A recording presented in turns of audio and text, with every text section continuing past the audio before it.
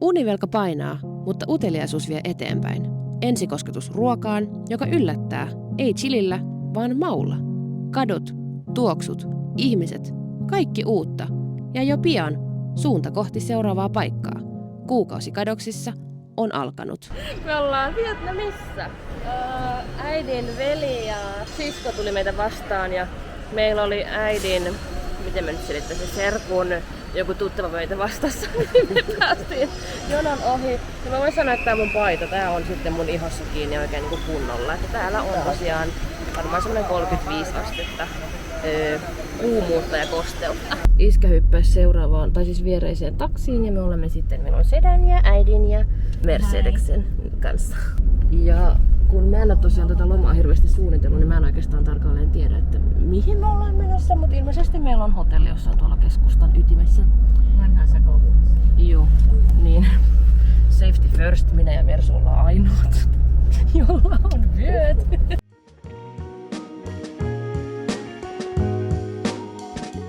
Bedbugs check.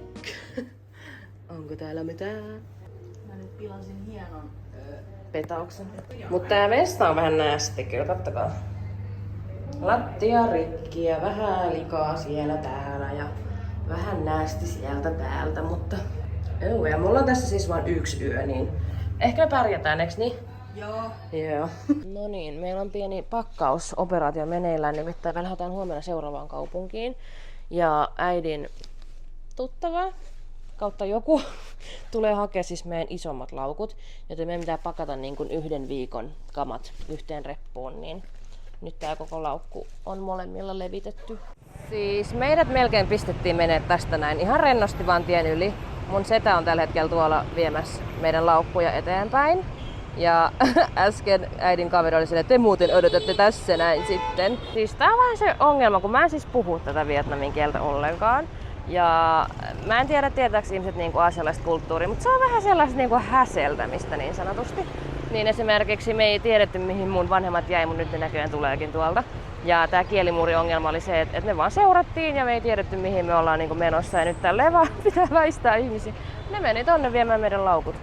Mut joo, tää on aika hässäkkää.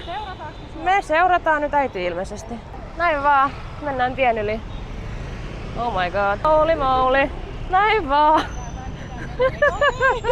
Niin, sun pitää oikeasti vaan mennä, että sä pääset tien yli. Mut siis tämähän ei ollut vielä oikeasti mitään. Et ottakaa, kun te näette myöhemmin, mikä on the real shit. Tosi randomisti äiti oli, kun Mersu oli silleen, että hän haluaisi maistaa mangoa. Ja nyt me istutaan jonkun pikkukiskan pikkupenkille ja syödään mangoa. On hyvä. Joo. Yummy. No niin, minä ja mun mangoallergia ollaan taltutettu se allergia yhdessä, niin mä nyt maistan ensimmäistä kertaa ulkomaan mangoa. Oi. On hyvää. Meidän piti mennä johonkin semmoiseen niin kuin, johonkin syömään ja me päädyttiin johonkin, mikä on siis Michelin ravintola. Ja siis nyt ilmeisesti alkaa, kun on joku illallisaika, mutta tänne siis lappaa ihan järkyttävän paljon ihmisiä koko ajan sisään. Me saatiin just pöytä tästä. Mä tässä tajusin just, että mä en kertaakaan sanonut, että missä kaupungissa me ollaan, niin me ollaan siis Hanoissa. Ja huomenna me mennään seuraavaan paikkaan. Ja mä en itse asiassa kerro teille paikkoja etukäteen, mä kerron vasta kun mä oon siellä, mutta nyt me ollaan siis Hanoissa.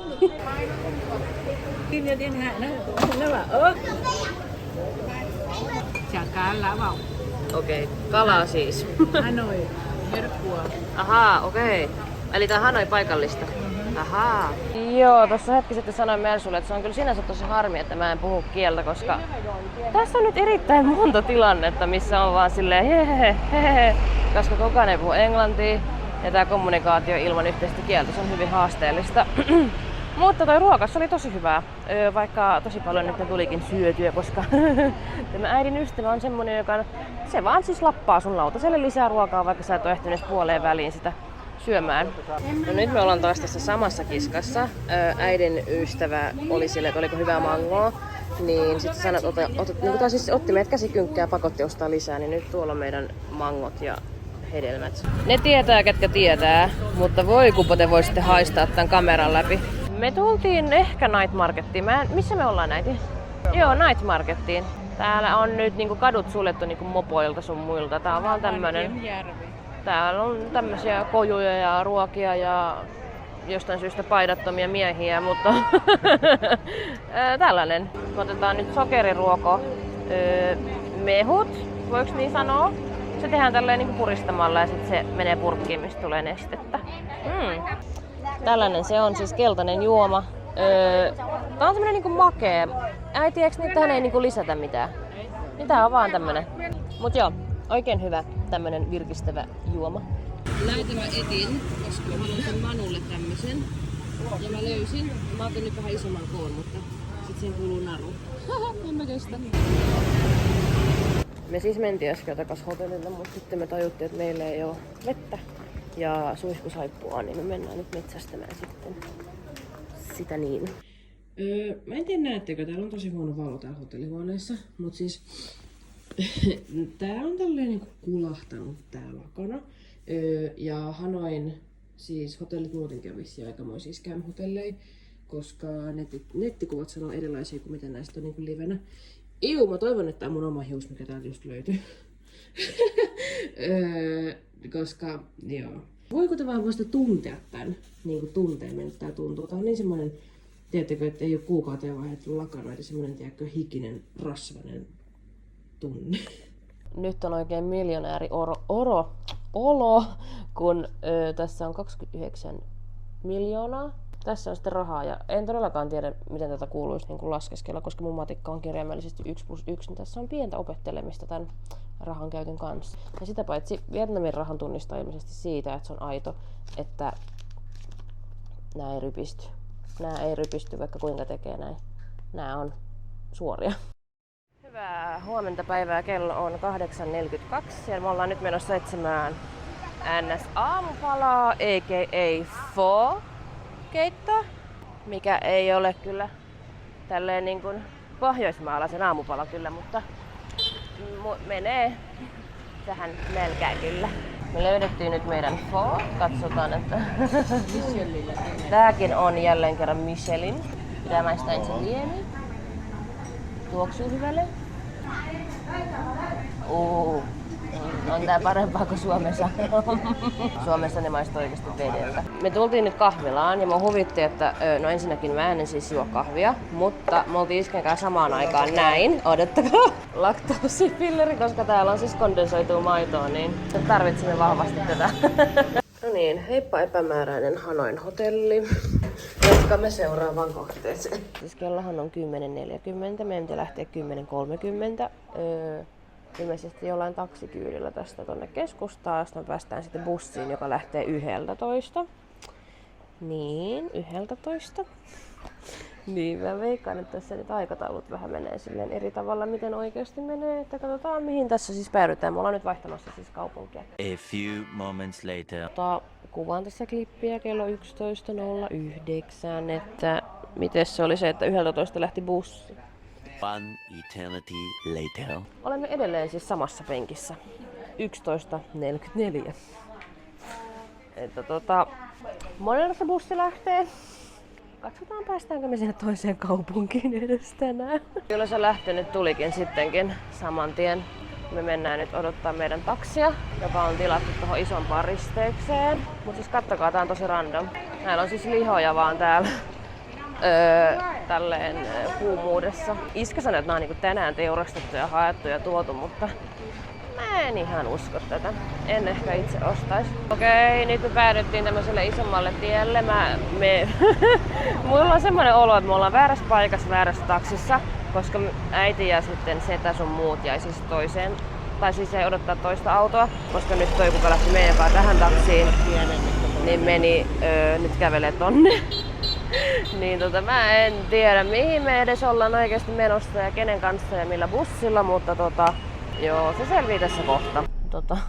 Nyt me hypättiin johonkin tämmöiseen miniväniin. Me ollaan ilmeisesti menossa johonkin toiselle bussipysäkille, mistä lähtee sitten semmonen isompi bussi sinne toiseen kaupunkiin. Mutta tää on tätä, kun ei tiedä mihin me ollaan menossa. Nyt me päästiin bussiin. Tästä pitää ilmeisesti jättää kengät. Come on. Tää onkin tämmönen sleeper bus. Miten mä kiipeen tänne? Yeah. Tämä on siis tämmönen erittäin pieni koppi. Ja mun ja Mersun pitäisi olla tässä kahdestaan 6 tuntia. Tervetuloa matalaan majaan. Me jouduttiinkin vaihtaa tänne alakertaan. Tää on siis tämmönen sleeping bus, missä on ylhäällä ja alhaalla paikkoja. Ja nyt me vaihdettiin tänne alas. Se heiluttelee mua vähän olo ylhäällä, mä tuun alas. Aha. Me vaihdoimme siis paikkaa nyt 3. kerran. Ja nyt tällä kertaa me ollaan Mersun kanssa tässä samassa. Niin joo. Me ollaan tässä seuraavat 6 tuntia, niin mä nyt en kuvaa tätä 6 tuntia. Tossa tiellä oli äsken siis ilmeisesti joku bussi tulessa, niin kun ajettiin niinku sen ohi, niin siis se oli niin kuuma. Se tuli, obviously, tuli on kuumaa, mutta et jopa se kuumuus tuli tänne niinku bussin sisälle sillä ihan kun olisi yhtäkkiä tullut joku semmoinen kunnon lämmin tuulenpuuska. Mutta joo, toivottavasti ei ollut mitään miten se sanotaan, Mersu? Henkilövahinko? No anyway, silleen, että kaikki oli kunnossa. Mehän ei ole edes katsottu tuota bussia silleen, että onko täällä vessaa, mutta yleensä näissä tämmöisissä sleeping busseissa ei oo. Että nää yleensä niinku pysähtyy tauoille, just että sä voit niinku ostaa jotain snackia tai käydä vessassa, mutta ne vessat ei oo sit semmosia vessoja, mihin on niinku totuttu. Että se on kirjaimellisesti reikälattiassa. Niin, toivottavasti ei ois ihan sellaisia, mutta we'll see, sit kun tää joskus pysähtyy. Meidän onneksemme ei ollut reikälattiassa. Tää on tämmönen ihmeellinen halli vähän niinku, mistä voi ostaa jotain.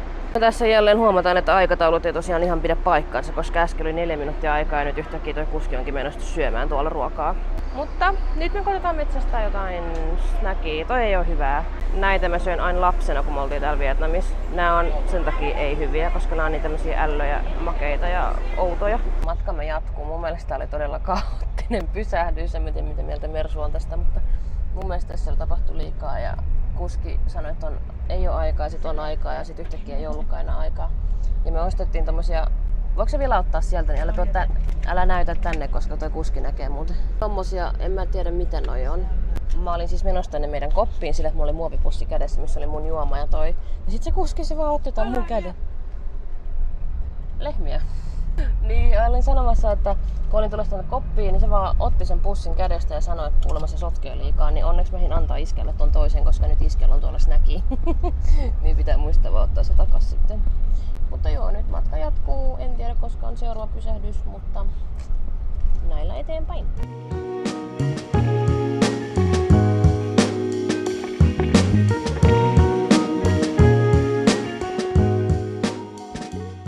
Tähdit oli varautunut. Mä en oikeesti tiedä mikä tää on, mutta tää on vähän niinku ilmeisesti munkki, mut ei niin makee. Voitko sä selittää mikä tää on? Bánh quẩy. Bánh quẩy. Niin, vähän niinku munkki, mut ei sit kuitenkaan. Se bussi, mikä näkyy aikaisemmin, joka paloi, niin siis se oli ilmeisesti joku semmonen hautajaisauto, minkä sisällä on siis poltettu tuitsukkeita ja kynttilöitä. Niin sit ne oli niinku leimahtanut siellä auton sisällä ja siis siellä on nytten ilmeisesti sammutustyöt tehty jo, mutta aika crazy. Aika niinku silleen hurjasti voi kyllä näköjään niinku auto palaa. Mutta mitäs kello on? Voisin tässä tehdä pienen updatein samalla. 16.59 ja 18.50 pitäisi vissiin olla perillä, mutta mä en ymmärrä miten se on mitenkään mahdollista, koska tässä ei ole enää Mapsin mukaan kauheasti jäljellä. Siis mehän ollaan ihan tässä vieressä. Se olisi tunti 2 minuuttia tämän Mapsin mukaan, niin mä en tiedä miten tämän bussin mukaan. Tää on 18.50 eli tunti 50 vielä. Mutta katsotaan mitä tapahtuu.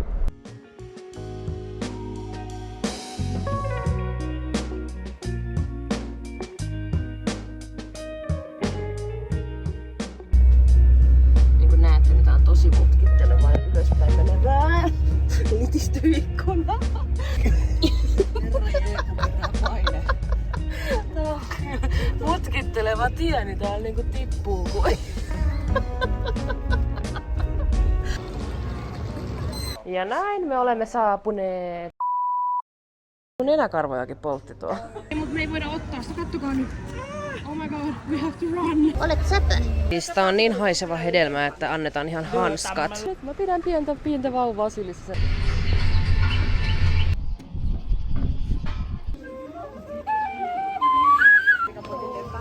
Se on vaan tämmosessa basketissa.